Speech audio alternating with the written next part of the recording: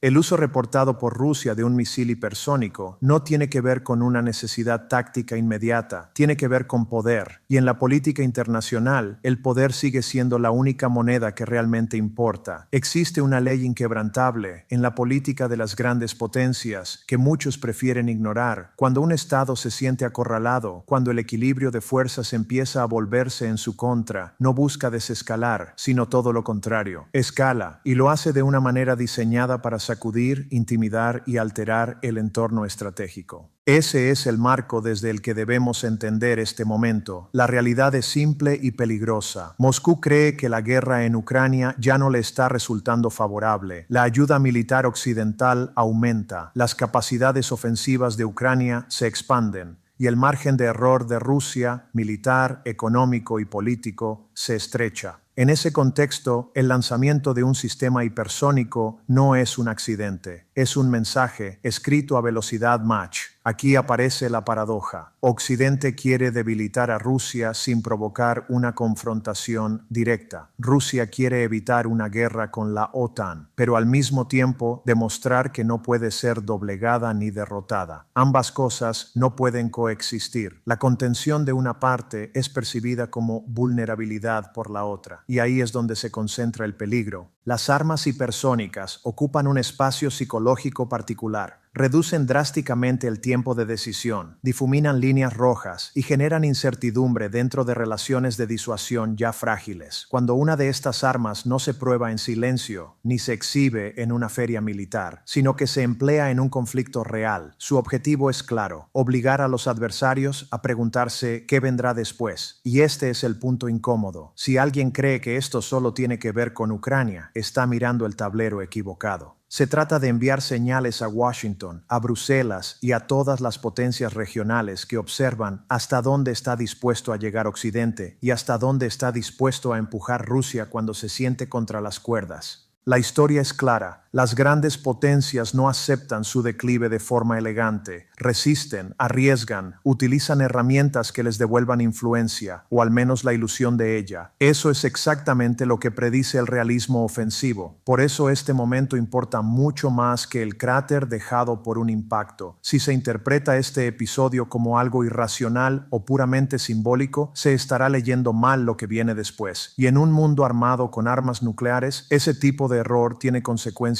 graves. Para entender por qué esto importa, hay que mirar el camino que nos trajo hasta aquí. La escalada nunca surge de la nada. Se construye de forma lenta, estructural y luego ocurre de golpe. Desde finales de 2023 y con mayor intensidad en 2024, la guerra en Ucrania ha entrado en una fase de desgaste. Las líneas del frente no han colapsado, pero se han endurecido. Rusia ha movilizado su industria de defensa, ha pasado a una economía de guerra y ha absorbido pérdidas humanas y materiales enormes. Ucrania, por su parte, ha sobrevivido contra lo que Moscú esperaba, y lo ha hecho gracias al respaldo occidental. Y aquí es donde cambia el carácter del conflicto. Al principio, Ucrania recibía sistemas defensivos, misiles antitanque, defensas aéreas, artillería. Después llegaron armas de mayor alcance, inteligencia más avanzada y reglas cada vez más flexibles sobre cómo usar ese armamento. El patrón es claro, una implicación occidental más profunda, aunque sin entrar formalmente en la guerra. La vigilancia satelital ha confirmado que las capacidades de ataque ucranianas se han expandido. Bases aéreas rusas, centros logísticos y depósitos de combustible, que antes se consideraban seguros, ahora están bajo amenaza. Desde Moscú, la guerra ya no se limita al este de Ucrania. Su profundidad estratégica, históricamente su mayor ventaja, se está erosionando. A esto se suma el daño a la credibilidad militar rusa. Los fracasos iniciales cerca de Kiev rompieron el mito de una fuerza invencible, y la expansión de la OTAN, especialmente con Finlandia y Suecia, ha transformado la geografía estratégica rusa. Lo que antes era una zona colchón, ahora es una línea de contacto. Y luego está la economía. Las sanciones no han destruido a Rusia, pero sí la han constreñido. El acceso a tecnología avanzada es más limitado. La maniobra financiera es más estrecha. El Kremlin se ha adaptado, sí, pero adaptarse no es lo mismo que estar cómodo. Y una guerra de este tamaño pasa factura incluso a una gran potencia. En ese escenario, Moscú enfrenta un dilema estratégico. ¿Cómo obligar a Occidente a contenerse sin provocar una intervención directa? ¿Cómo restaurar el miedo sin cruzar el umbral unilateral nuclear. Cómo mostrar determinación cuando las opciones convencionales son cada vez más costosas. Ahí es donde entran los sistemas avanzados. El misil hipersónico, al que Rusia se refiere como Oreshnik, debe entenderse como parte de una campaña de señalización más amplia. Estas armas no son solo misiles más rápidos, son instrumentos políticos, exhiben sofisticación tecnológica, desafían los sistemas de defensa y, sobre todo, reducen el tiempo de reacción de los adversarios.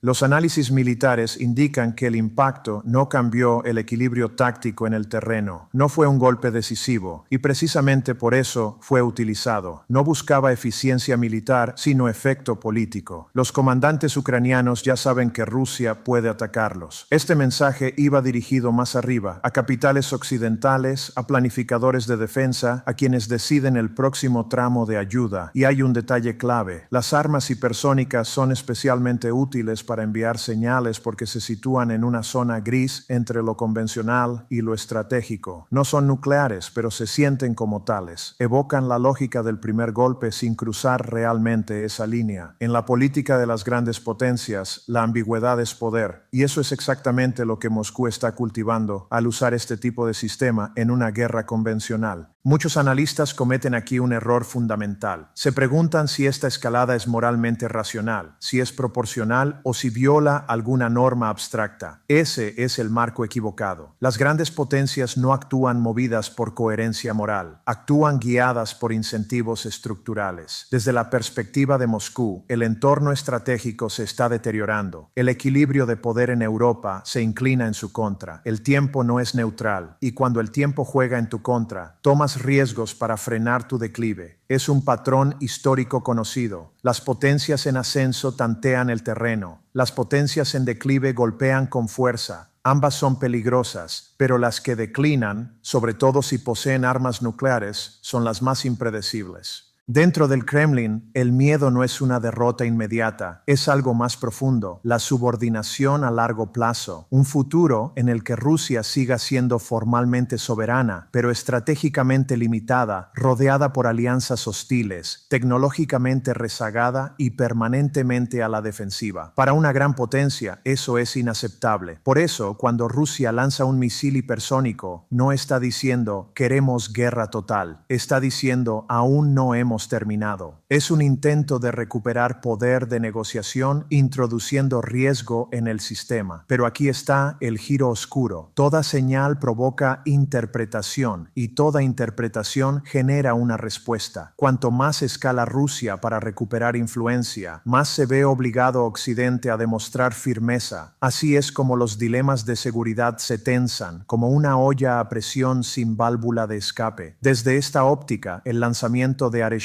no es el inicio de una nueva fase, es el síntoma de una que ya estaba en marcha. Y para entender por qué Rusia ha hecho esto ahora, hay que abandonar la idea de que se trata de un acto impulsivo o emocional. En la lógica de las grandes potencias, escalar suele ser la opción más racional cuando la estructura del sistema deja pocas alternativas.